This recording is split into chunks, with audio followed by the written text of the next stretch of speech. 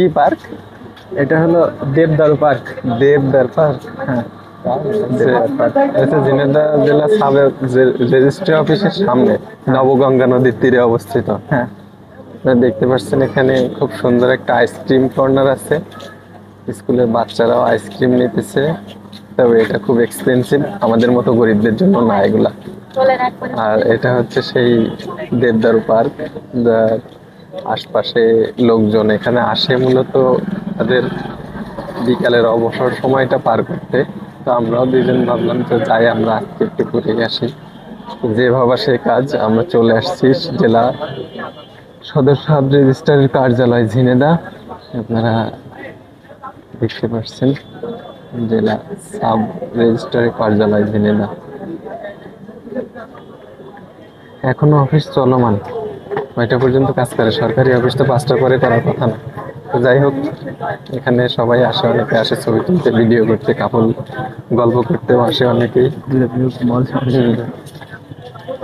দেখছেন কাপল বসে আছে, অনেকে ফ্যামিলিও আসছে, আবার অনেকে বাইক নিয়ে আসে বাইক স্ট্যান্ড করার জন্য। দেখতে পাচ্ছেন বেশিরভাগ কলেজ স্টুডেন্টরাই আসে এখানে, তাই না? হুম। তো কয়দিন আগে বর্ষাকালে যত পানি দেখতে পাচ্ছিলেন আপনারা নবগঙ্গা নদীতে, আপাতত ততটা পানি নেই। পানি অনেকটাই নেমে গেছে নিচের দিকে। বর্তমানে ওইদিকে দেখছেন ডাঙা উঠে গেছে, আর এদিকে পানি, লোকজন সবাই বসে আড্ডা দিতেছে।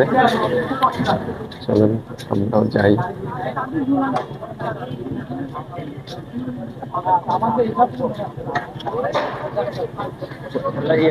আজকে পরীক্ষা ছিল না?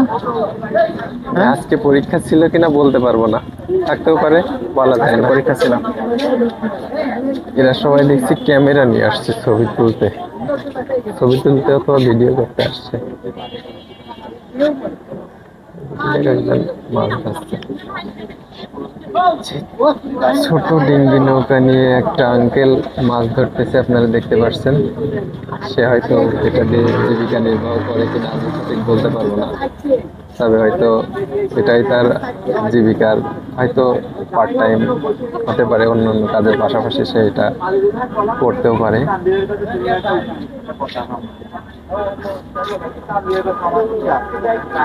বল। একজন পাখি নিয়ে আসছে ঘাড়ি করে। টিয়া পাখি।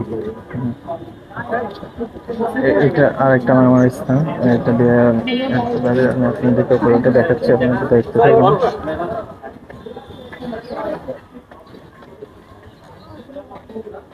সেখানে ফুচকাওয়ালা ভাই আছে। এটা মিডিল পয়েন্ট, মিডিল পয়েন্ট থেকে এখানে সব জায়গাটায় দেখা যায়। খুব সুন্দর একটা প্লেস, যে আপনি পার্কে নিয়ে আসছে।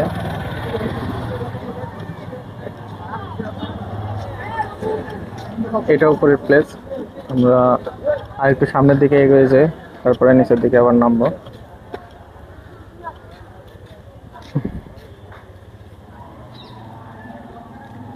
আমি একটানা ভিডিও সামনে করছি। হুম। সামনে এটা রেসিডেন্সিয়াল এরিয়া, কিন্তু সবার সাধারণের প্রবেশ নিষেধ। এটা কি এরিয়া এখনো পর্যন্ত সঠিক জানতে পারলাম না। ঝিনেদায় থাকলাম কতদিন, তারপরেও জানতে পারলাম না যে এটা কিসের রেসিডেন্সিয়াল এরিয়া। কিন্তু এন্ট্রি রেস্ট্রিক্টেড, যার কারণে আমরা ঢুকতে পারি না। ভেতরে দেখছি একজন গার্ডও আছে। আর এখানে সবাই বেশিরভাগই আসে আড্ডা দিতে। প্রবীণরা সবাই খেলা করতেছে, যে লেখা আছে প্রবেশাধিকার সংরক্ষিত, বিনা অনুমতিতে প্রবেশ নিষেধ। ও নির্বাহী প্রকৌশলী সড়ক ও জনপথ ঝিনাইদহ, হয়তো বাসভবন এটা। হ্যাঁ এটাই।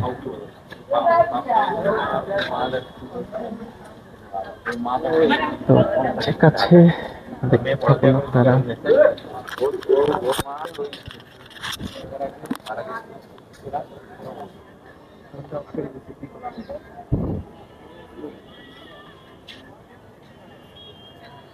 এখন আমার সর্বশেষ যে সেই জায়গা দিয়ে নামলাম আমার ফ্রেন্ড জালাল। আর এখানে বিভিন্ন কি লেখা রয়েছে, একটু শ্রমিক লিখন কারুকার্য করছে আর কি, খোলা পায় নিজেদের হস্তশিল্প প্রতিবার আর কি প্রমাণ দিয়েছে।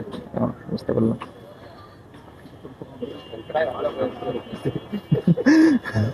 এটা কোনো ব্যাপার না, সমস্যা না, এখানে এই জিনিসটা যে কবে কিনা যাবে ভাই, আমরা বাইকের নিচ্ছি ভাই। ও সরি ভাই, আসলে এই জিনিসটা যে ভাই কবে কিনতে পারবো, হবে হবে, খুব দ্রুতই হবে ইনশাল্লাহ। মানে দুইটা জিনিসের মানুষের শখ থাকে, তার ভিতরে এই একটা শখ, আর একটা শখ কি? আরেকটা শখ আছে, আর একটা শখ আরেকটা সিঙ্গেল শখ, থেকে ডাবল হওয়ার। হ্যাঁ যা সবাই সিঙ্গেল খুব থেকে দ্রুত ডাবল পারে না। হওয়া, হ্যাঁ এই জিনিসগুলোই বেশি কাজ করে।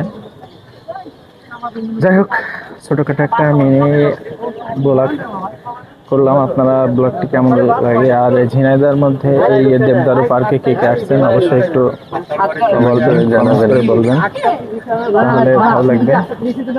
এটা ক্যাসেল ব্রিজ বলে,